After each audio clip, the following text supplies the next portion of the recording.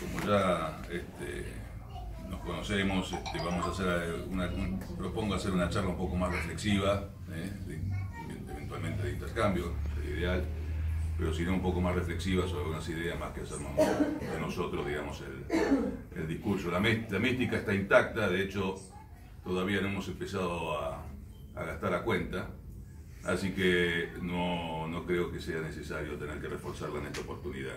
Vamos así a hacer algunas reflexiones sobre el estado de situación actual, porque creo que si hay una cuestión que domina el panorama en general y domina un poco el espíritu de todos los radicales de cualquier naturaleza, es la confusión absoluta respecto de lo que se viene. Y no lo que se viene solamente a nivel nacional, sino que es lo que se viene para nosotros mismos. Y esta es una confusión que no es un mal ajeno al propio comportamiento del partido, como muchos sabemos y hemos obtenido ya de larga data. Sin embargo, no estamos acá para asignar culpas. Ya veremos después de las elecciones cómo son las cosas y ya pasaremos entonces a otro estadio distinto, que me parece que es fundamental acá destacar. Y que tiene que ver con que si bien estamos todavía en un proceso formativo, y lo formativo a mi entender tiene que ver con una afirmación de lo propio, de la identidad, hay que madurar, hay que ponerse de pie, hay que pararse respecto de un bebé que está gateando, tiene que empezar a caminar y después tiene que largarse a correr. Bueno, los tiempos son bastante más acelerados que a veces que las propias ansiedades que a todos nos abordan, y seguramente haya ya condiciones importantes de pasar a un distinto estadio inmediatamente después de las elecciones. Dijimos muchas veces, lo consagramos como una cuestión identitaria, lo incorporamos a nuestro propio manifiesto fundacional, dijimos, haciendo un poco uso de la mística, de la retórica histórica, del lenguaje partidario, dijimos, no se puede pretender ser parte de la lucha de los desposeídos, y hacerlo es incompatible, es imposible, moralmente incompatible hacerlo aliado al régimen falaz y descreído. ¿Qué significaba esto? Bueno, creo que quedó manifiestamente expuesto a partir de la Convención Nacional. En la Convención Nacional, una mezcla de lo mismo de lo que se venía haciendo, más las miserias propias de quienes conducen el partido, tan propias que hasta se vieron desbordados en sus propias intencionalidades, en mi modesta modo de interpretar, llevaron a una situación virtual de implosión en el partido, como la que vivimos en estos días después de la convención esta parte. Esta suerte de implosión tiene que ver con que el partido hoy ni siquiera tiene el espacio que malamente ocupaba previo a la convención en esta suerte de relación circunstancial y dependiente de las voluntades antojadizas del gobierno que podía usufructuar como un aliado incondicional del poder político, del poder ejecutivo. Hoy, frente a una suerte de duda, inclusive de principio de resquebrajamiento que fue rápidamente aplacado, y esto es una especulación, no tengo la información directa, alguna tengo, pero no quiero entrar en ese tipo de cosas, digamos, desde la iniciativa de la jefatura de gabinete, aparentemente, y con factores incidentales partidarios directamente operativos, digamos, a su favor, fue aplacado esta suerte de inicio de resquebrajamiento potencial que parecía existir respecto de, en su momento, básicamente resumido en una sola cuestión. Tenía que ver con la conducción misma del Comité Nacional respecto del Comité Provincia y distintos adláteres en unos y en otros, la incidencia de algunos personajes que no viene ahora a mencionar por nombre y apellido, nada acá es personal, estamos hablando siempre de política, pero que básicamente yo lo resumo en un solo término, y era si el partido aceptaba o no a Macri como candidato. Y creo que cualquiera que podía pensar con un poquito más de distancia y objetividad, sabía o suponía o tenía más o menos como un supuesto sólido de que Macri no se iba a bajar, no hacía ninguna lógica política. Aún si la cosa hubiese continuado viniendo como venía, por entonces estamos hablando de marzo, abril, cuando todo parecía que se le desmoronaba a pedazos al gobierno, y hoy no está necesariamente ajeno a esa situación, ¿no? Pero digamos, donde era más evidente, más a la luz del movimiento de superficie mediático, de los medios, que todo parecía desmoronarse rápidamente, aún, digamos, en aquella circunstancia, el gobierno contó con un apoyo crítico de parte del radicalismo. El radicalismo entonces interpretó que la objeción era básicamente la figura del presidente, y entonces hubo quienes cuestionaron la candidatura entonces del presidente. Y esto fue parte de una discusión interna dentro de la oficialidad partidaria. Y esta cuestión fue, sobre la base de esta cuestión se desarrollaron los tiempos preliminares a la convención. Sobre la base de esta cuestión se llegó a la convención. Lejos estábamos de poder tener la oportunidad de plantear las cuestiones de fondo. Y las cuestiones de fondo tenían que ver con que claramente el partido tenía, aunque sea por omisión, por acompañamiento pasivo, el propio costo de la gestión política del gobierno.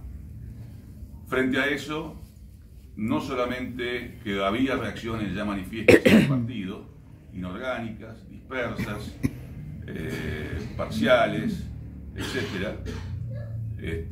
Y eran numerosas, y había una preocupación seria, y la sigue habiendo, pero entonces, sobre estas cuestiones, y había que aplacarlas, sino que aparte sobre esto se montaba esta dificultad de poder llegar a un entendimiento sólido dentro de la propia, digamos así, corporación, dentro de la propia oligarquía partidaria de conducción. Y digo oligarquía con toda intención, ¿no? Me viene a la mente una cosa que siempre cita acá Chicasela, y que es una enseñanza de Raúl, y es que la oligarquía no es una clase política, sino una conducta, perdón, no es una clase social, sino una conducta política. Por lo tanto, en esta situación nosotros nos enfrentamos, como nos enfrentamos hoy, a una serie de, digamos, estadios, de capas, diría yo, sucesivas o una por encima de otra, como capas que encubren una a la otra, de dificultades a las cuales atravesar para poder hacer un planteamiento identitario de partido. La primera tiene que ver con este comportamiento, diría yo, ya no solamente oligárquico, sino represivo de la disidencia interna partidaria que tiene la conducción oficial del partido. Y esto, insisto, que se vio reflejado claramente en la convención, es una conducta que ya venía de antes, pero se hizo muy manifiesta a propósito de que la convención se sabía que podía ser el espacio natural, el ágora natural de manifestación aún inorgánica de estas disidencias. Y sobre esta cuestión tenemos además una situación respecto de dónde nos paramos nosotros, o cómo nos paramos nosotros, no dónde, sino cómo nos paramos nosotros frente a la sociedad, para no quedar pegados no solamente a la cuestión doméstica partidaria, sino a través de la cuestión doméstica partidaria a las políticas de gobierno, frente a esta coyuntura y frente a la coyuntura sucesiva que va a enfrentar el gobierno siguiente, cualquiera fuese su signo.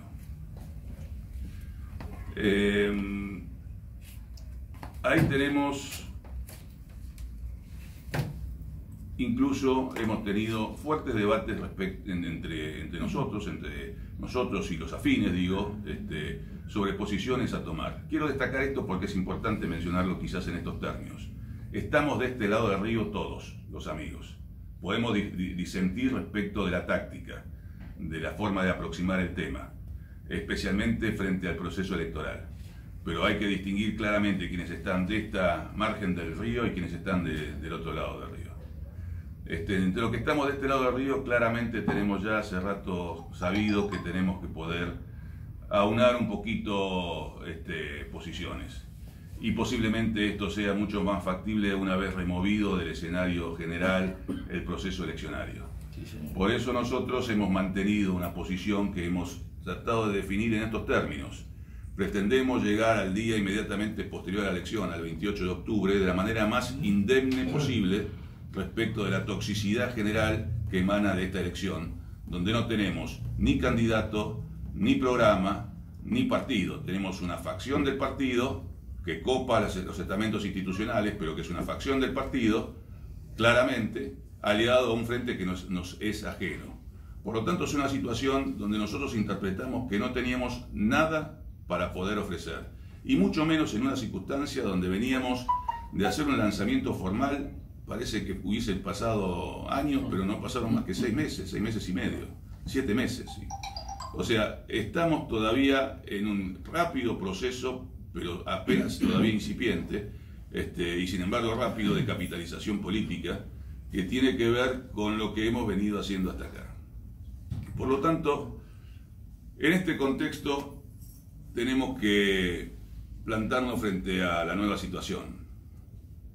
Y en la nueva situación que devendrá del proceso electoral, bueno, tenemos alternativas claras que puedan surgir. Es una elección polarizada. Creo que hay una interpretación oficial respecto del devenir que va tomando el momento preelectoral, bastante equívoca. Creo que se equivoca con toda intención porque se fuerza un poco la opinión desde la superestructura mediática, pero si bien claramente ha habido una tendencia manifiesta a la polarización, y esta polarización se ha ido distribuyendo en los dos polos, en el polo oficialista con un poquito más de velocidad que en el polo opositor, bueno, venía de bastante atrás, de bien atrás, y si llegó o no llegó todavía a emparejar, como el oficialismo argumenta, bueno, habrá que ver. Yo no hago vaticinios, pero claramente lo que hay sí, frente a una tendencia explícita de ambas partes a mantener la estrategia de polarización, es una posibilidad cada vez más cierta, o quizás cada vez menos incierta, de que haya resultados en primera vuelta. Y esto entonces creo que aparte es algo que el oficialismo hoy está subestimando y que le puede salir como un boomerang, como un tiro por la culata, respecto a la estrategia de insistir en la polarización manifiesta en la que está hoy inmerso. En este contexto, nosotros tenemos algo claro: no nos vamos a ningún lado, no nos vamos del partido a ningún lado, no nos van a echar. No tienen derecho, no tienen ni autoridad moral, ni derecho alguno. Y ciertamente es una situación difícil, porque estamos en un partido que niega el disenso, niega el debate, niega la participación y explícitamente trampea los procesos electorales cuando se dan. Entonces, el acto de afirmación es un acto verdadero de militancia, y yo no quiero regodearme acá. La militancia no es solamente en el sentido de contención política. La militancia también, como digo, después de las elecciones, es una clara nueva etapa, es un acto de compromiso y de responsabilidad de poder llevar esto a la luz, llevarlo a la superficie, aún a pesar de estas capas sucesivas que nos puedan estar tapando, tener la capacidad de atravesarlas. Por lo tanto, insisto, es un acto de militancia y es un acto de organicidad. El partido, hay que decirlo en estos términos porque creo que es cierto, el partido se mantuvo como tal, orgánicamente, porque nosotros hemos sido orgánicos y no rompimos. Muy bien.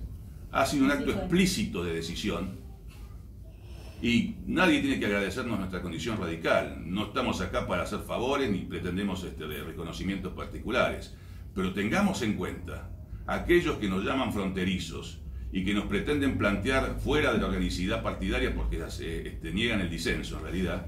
Tengan presente que el partido se mantuvo orgánico, se mantuvo partido, porque nosotros hemos mantenido nuestra organicidad. Entonces, desde ese lugar, con esa humilde autoridad de decir, llegamos no comprometidos con la oficialidad partidaria, llegamos no comprometidos con el proceso electoral, llegamos limpios, cada uno con su historia, pero limpios de Gualeguaychú hasta parte, a hacer un planteo de recuperación identitaria. La identidad no es una cuestión de interés propio, no es autorreferencial.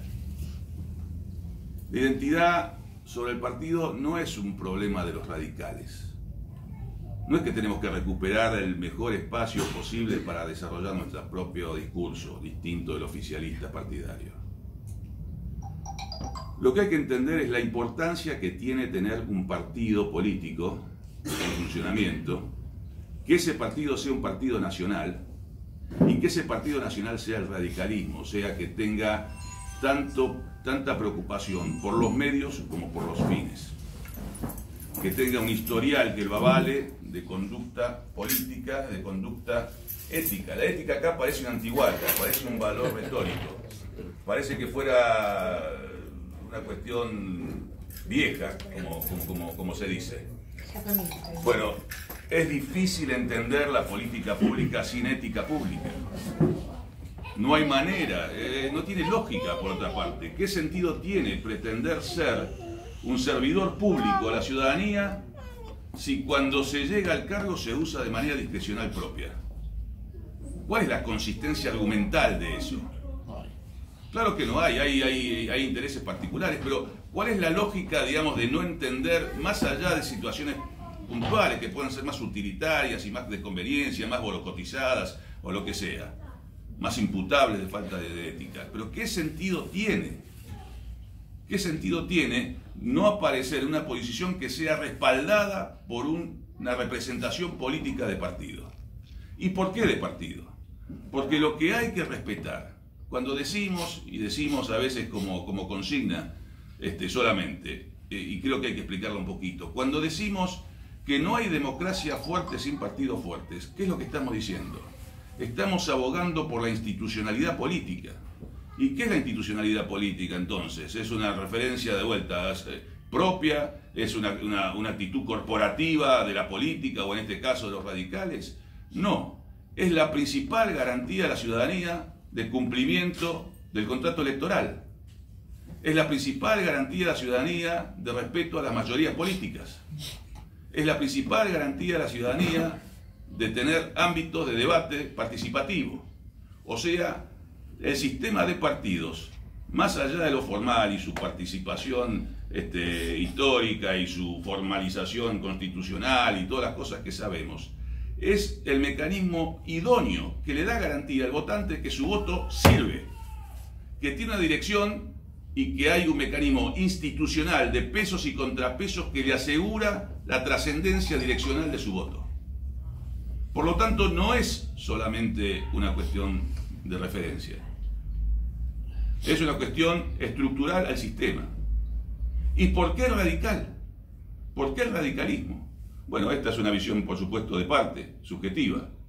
Pero un partido que se caracterizó por el debate interno, por la horizontalidad, por la participación de minorías y por la ética pública, en sobrada cantidad de ejemplos históricos. Y es un partido centenario que hace a la historia política nacional.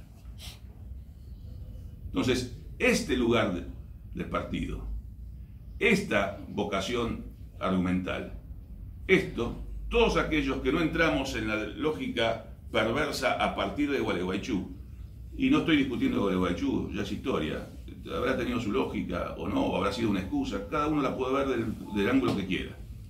Hoy, la consecuencia de Gualeguaychú lleva a este partido actual, y a aquellos que estamos por la defensa de un partido recuperado, con identidad, de afirmación propia, en realidad lo que estamos reivindicando no es solamente una cuestión, digamos, de parte, una facción más de ambición de disputa de poder. Estamos reivindicando el elemento estructural que es garantía de participación ciudadana. Por lo tanto, yo creo, para ir cerrando un poco los conceptos y no extenderme en demasiado, en todo caso podemos abrir posiblemente algún tipo de debate posterior a esto. Yo quiero cerrar la parte reflexiva y estoy seguro, no quiero ser exégeta de nadie, pero Jorgito le va a poner un poquito más de mística, así pasemos en ese juego. Para ir cerrando, decía, me parece que tenemos que afrontarnos a una situación que se viene. Hay una referencia así que me estaba olvidando y me parece que es importante hacer, y que es propio de estos días. Cuando digo estos días, yo diría, no más allá del último mes. Quiero mostrarme, como hemos estado, realmente sensibles, preocupados, recogiendo inquietudes de varios amigos, y no exagero, a lo largo y ancho del país. Son varios y en distintos lugares del país, en distintas provincias del país, la preocupación de tener nosotros que definir una posición frente al proceso electoral. Y definir una posición aún sabiendo cuál es nuestra posición, pero hacerla explícita. Porque nos transmiten la preocupación de que hay mucha gente que frente al proceso electoral es requerida de posición, de opinión, y que no tienen una opinión a exhibir. Esta es una preocupación también legítima. Y me parece que vale la pena decir 2 o 3 cositas antes de cerrar sobre esto. Primero, hice mención antes, solamente lo pongo dentro del encuadre de respuesta a este punto, que me parecía a mí una cuestión de táctica válida tomar la posición que se tuvo frente a un proceso electoral donde no tenemos ni candidato, ni programa, etcétera, etcétera, que se dijo. Entonces la contrarrespuesta es, bueno, afirmemos eso, digamos que nos abstenemos. Bueno, primero, una cuestión de orden filosófico frente a eso. Yo personalmente no soy amigo de decirle a nadie cómo votar, ni aún a los propios amigos. Pero no porque me haga el horizontal y el participativo, no estamos acá en posiciones, en poses, sino porque creo que tiene una concepción filosófica contraria a lo que reivindicamos siempre. No pretendemos bajar línea, pretendemos subir línea. Esto es una diferencia fundamental en la manera de poder hacer política, en cuál es la visión que tenemos de la acción política por venir. Y no es que creamos en el espontaneísmo político y que entonces vamos a llegar a la toma de la Bastilla. Pero sí es importante, frente a una cuestión tan determinista, tan específica, tan de conciencia, como es el voto, aún reconociendo, como no puede ser de otra manera, la importancia fundamental, determinante, que tiene una elección y una elección presidencial, nos hemos negado sistemáticamente a bajar una línea de cómo votar, porque entendemos que la bajada de línea es contraria filosóficamente a nuestra manera de ver la acción política por venir. Y esto significa que no nos expresamos explícitamente en el momento previo a la elección. Pero creo que está claro, hace 2 años por lo menos que lo venimos militando activamente por todo el país, creo que está claro cuál es nuestra posición. Entonces, sepamos entender, me permito decirle a los amigos, como uno más, como un militante más del espacio, que no siempre manifestarse es la forma de tomar posición política. Porque las manifestaciones a veces son la propia trayectoria, la propia posición, el propio argumento tan repetidamente sostenido a lo largo del proceso, no necesariamente la oportunidad la conveniente. Y cuando digo esto, tengamos en cuenta cuestiones prácticas concretas. Cualquier manifestación de abstención, no sabemos qué sentido de condicionante tiene. Hay candidatos propios que pueden estar involucrados en esta elección y no por eso son menos legítimos. Porque como bien dijimos tantas veces, siempre distinguimos entre aquellos que fabricaron las opciones, negociaron las opciones, crearon las opciones para el partido y aquellos que son tomadores de la opción en el territorio. Entonces una abstención lo puede eventualmente condicionar. Sí, señor. ¿Y qué sentido tiene? ¿Qué es lo que ganamos? ¿Acaso no se sabe lo que pensamos? Pero no es solamente una circunstancia de alguien que pueda ser candidato. La abstención luego va a ser contrastada contra el mismo resultado electoral. En un proceso electoral donde no participamos orgánicamente, ¿qué sentido tiene llevar las pujas nuestras a la superficie cuando no estamos en condiciones todavía de salir a la cancha a pelear? Bien. Entonces, tenemos que pensar más allá de la inmediatez, más allá del vacío que se genera, que es entendible, que genere ansiedades, más allá de las dificultades que eso genera para poder expresarnos y poder hacer entender cuál es esta situación de tapados por varias capas geológicas, ¿no? Y entender que cuando hablamos del momento político no es una cuestión arbitraria, no es que diseñamos nosotros un modelo a nuestra medida, es nuestra mejor interpretación de en qué momento empieza la fiesta, en qué momento podemos sacar músculo y en cuál es el momento de dar la piña. Entonces, esta me parece que es una reflexión importante a remarcar. Termino con esto.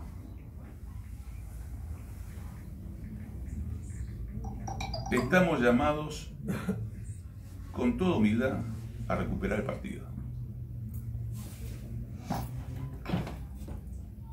Con toda humildad y siempre con la visión infinitesimal del paso siguiente, sin grandilocuencias, tengamos sí conciencia de que es una tarea grandiosa, en el sentido que es magnánime, es grande, es importante, es políticamente relevante. Estamos en la convicción de que las alternativas terceristas a la grita podrán no tener cabida electoral o coyuntural o de circunstancia, pero que hay socialdemocracia prevaleciente en Argentina. Bien.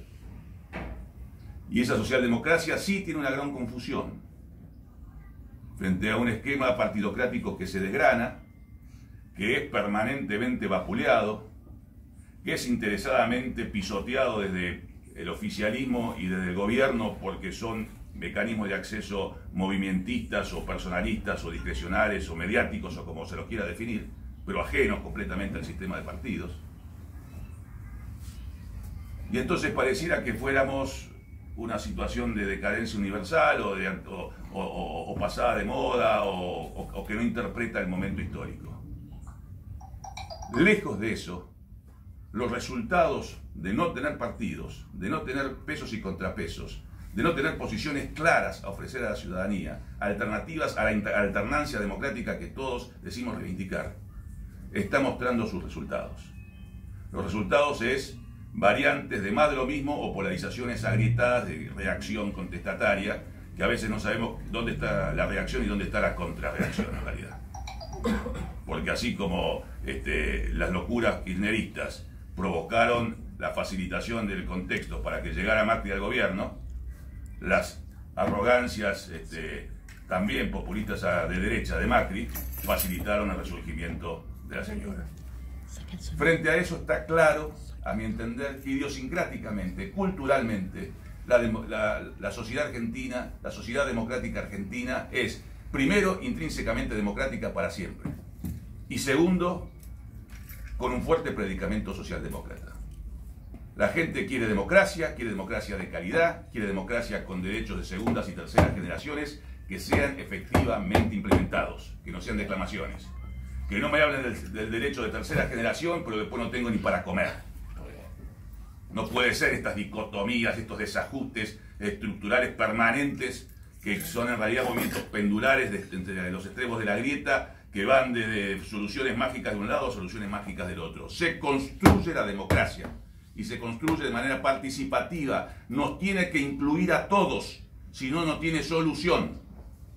La Argentina somos 44 millones, no somos 20. Ni esto puede ser un desgobierno universal, populachero y rifado, ni esto puede ser la pretensión de un racionalismo democrático mentiroso, donde prevalece la ética de los negocios por encima de la ética pública, y que termina siendo un gobierno de facción. Son 33% de un lado y 33% del otro, más allá del resultado electoral. En el medio hay distintas variantes de socialdemocracia.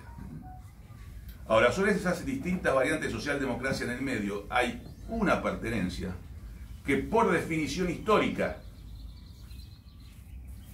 está llamado a tomar el liderazgo de ese espacio. Esa es la Unión Cívica Radical.